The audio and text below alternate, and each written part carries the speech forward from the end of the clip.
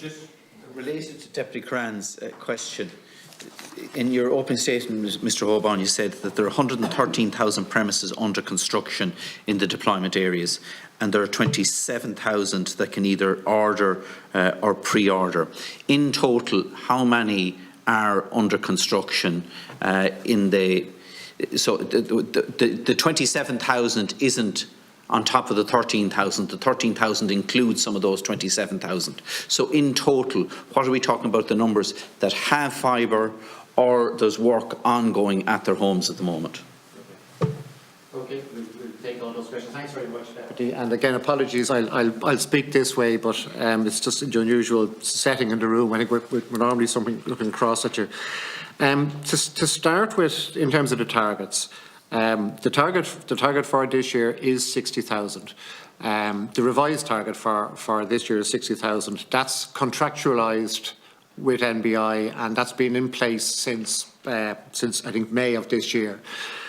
NBI was in with the Joint Committee on Transport and Communications a month ago, and it's their role to deliver that target. It's our role to manage the contract and the oversight of that, and that's something that we do hour on hour, day on day, week on week, and take a very strong governance approach to it. And we also take a collaborative working with them in terms of where the department or the state can be of assistance in trying to remedy issues.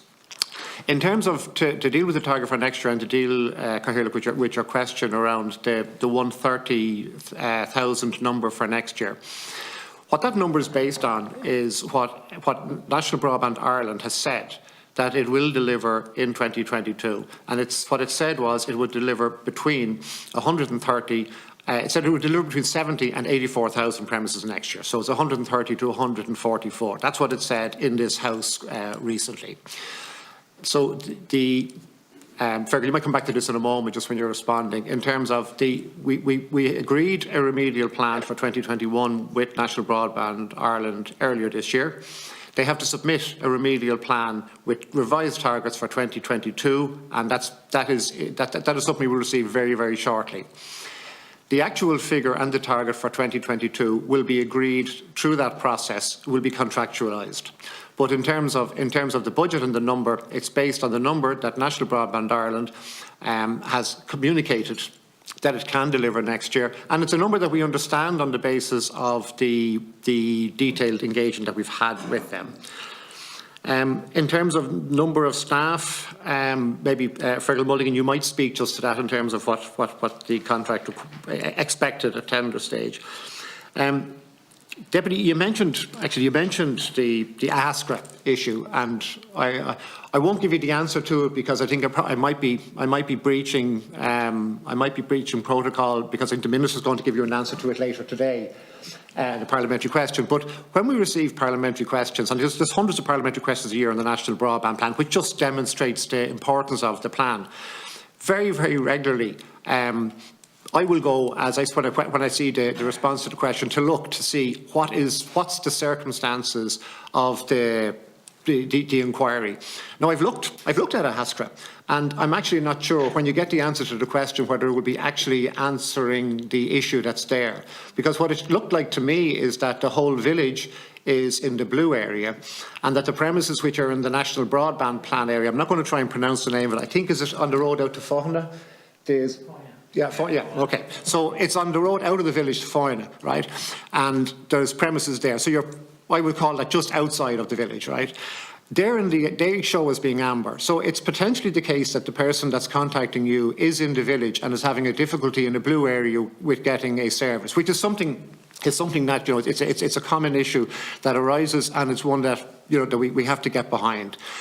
So when you see the answer to that question today, I think, if it's not actually addressing the issue, you might contact the department directly in relation to that, and we can follow up on it.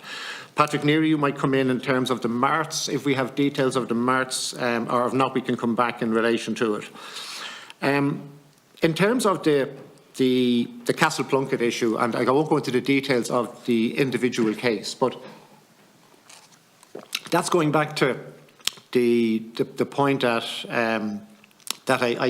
I raised earlier when answering questions from Deputy O'Keefe, is that you're in that difficult space where people want the maximum information you can give them today, and yet you're in an imperfect world because, as Patrick Neary has outlined, for people who are further down the line in terms of that 7-year programme, where surveys maybe haven't been carried out, but when he said the low-level design, when people haven't gone out and actually walked the roads, worked out where the infrastructure actually is, and figured out how it is that you would bring broadband to this premises. What might have seemed intuitive at the tender stage, that's changed when you get down to the detailed design.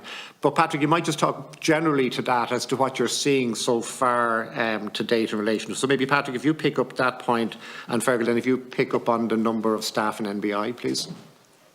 I'll start with Castlereagh. I'm not familiar exactly with Castlereagh, but it's just in general, what we see and what we have available to everybody on NBI's website is their nominal plan, which gives the sequence of what each of the deployments areas are anticipated to come live. And like for a deployment area, well, the first thing that NBI do is they go out and they survey the infrastructure in the area. They uncover the complexities of how you would bring broadband to the specific premises in that complete deployment area. And at that point, they'll unravel where the information that they base their initial high-level design on, where it is, needs to be updated, where there needs to be optimization of the design. And in general, 99% of the premises that are within a deployment area, they remain in that deployment area.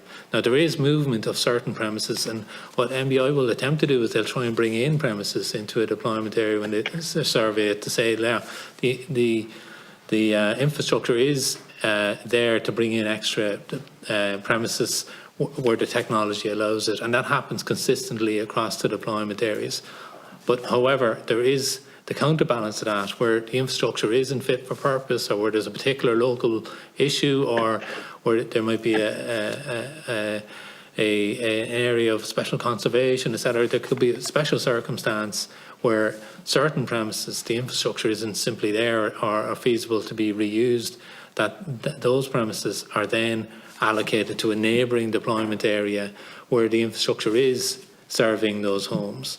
So what happens in that case is, unfortunately, then the scheduling of those premises follows the adjacent deployment area. So where that deployment area may have been, the existing deployment area may have been scheduled for this year, for example, and I'm not sure if that's the case. It probably is. Roscommon obviously is one that is scheduled for this year. The adjacent one may be scheduled for 2023, and that's where there's those premises that move to the adjacent deployment area then are part of that deployment area low-level design. And as I said, when the low-level design is completed, what's in and out of the deployment area is pretty much settled. And I said it's a very, very small number of premises that are moving. Typically, there's additions rather than premises coming out of it. And at that point, you have a higher level of accuracy on the deployment timeline, but there's still further work to be done. There's pre-works to be done, which is the AirMake Ready activity. There is then the actual build itself, and your accuracy of timeline increases as you get through those activities until to the point where NBI can give nearly an absolute date when that premises is available. But in that circumstance, where a date has moved substantially, it is most likely, and I'll look at this specifically if you give me the error code, is that it has been moved to the adjacent deployment area because of what they've uncovered during the surveys on the ground. Thank you. On the staff numbers. Okay, Kieran, just on the staff numbers, the company National Broadband Ireland ultimately is responsible for making sure its company is sufficiently staffed to meet the demands of the project. Now, the numbers that would have been anticipated at bid stage, which were again modelled by the bidder, nothing to do with the department, they put forward their best business case. Those numbers are not too far off where the numbers are today. But the main point I'd make about the numbers is that National Broadband Ireland was a brand new company in January 2020, and March 2020, we all know what happened then. So they went from an initial staff of 30 or 40 people in early 2020 to build up to that 230. And this is one of the areas where COVID did wreak a bit of havoc in terms of efficient outcomes for the project and delays, where getting from that 30 or 40 people up to that 230 people today, and it could be 240 people next week because they are still in ongoing recruitment, it was a very difficult environment to recruit people. And you're recruiting very specialist people in engineering and accounting and everything else, designers, in an environment in telecoms where it's a small pool of people and you're trying to hire them online without being able to meet in person. And then when they started their job, there was no office to go to. And like any new company or any new business, you do feed off being able to work in an environment where you're working together in offices, in rooms, in workshops. And I think that did present a big challenge to NBI over the last 12 to 14 months. I was out there yesterday, their car park is full, the office is now fully ramped up, and they have everything in place now with teams working diligently in the office and across the country now. So it is in a very different place today than it was, say, 12 months ago, where they would have liked to have been. So that's one of the areas where COVID wasn't kind to them from a staffing perspective. But in terms of numbers of staff, I believe they have sufficient numbers. They certainly have sufficient brain power now in the company. They have some excellent people out there at senior management level and all the way down the value chain, from engineers to accountants to legal to everything that they need to run this project. So we're very confident about the capacity of the business to run the project. Whether they might need another 10 or 20 staff, again, that's a matter for the board of directors to make sure they can deliver on the project. But at the moment, I think they're in a very good position staff-wise. Just on penalties for milestones missed, sorry, just my last question.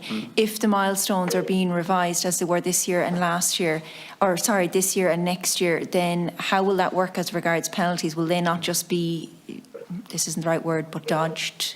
No, this is a commercial contract between us and a commercial company, and every contract, be it a PPP contract with a road or rail or this contract, you have two clauses in a contract. One is for relief and one is for delay. And a relief clause allows companies to apply to the authority, which is us, to say something happened beyond our control. For example, force majeure, an act of God, storm, whatever, for some reason whereby they couldn't meet the demand of the contract. And in certain circumstances, which we have to oversee and review, in certain circumstances, they can seek relief under the contract from a penalty.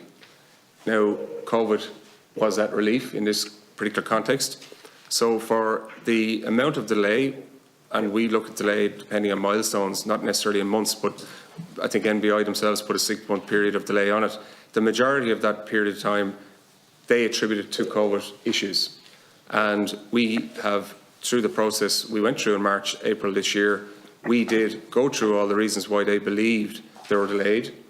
Our independent experts reviewed that, and they came back to us with the opinion that they did demonstrate objectively why COVID-related activities were impacted on the build, and we did give them relief for the majority of the period of time that they were delayed.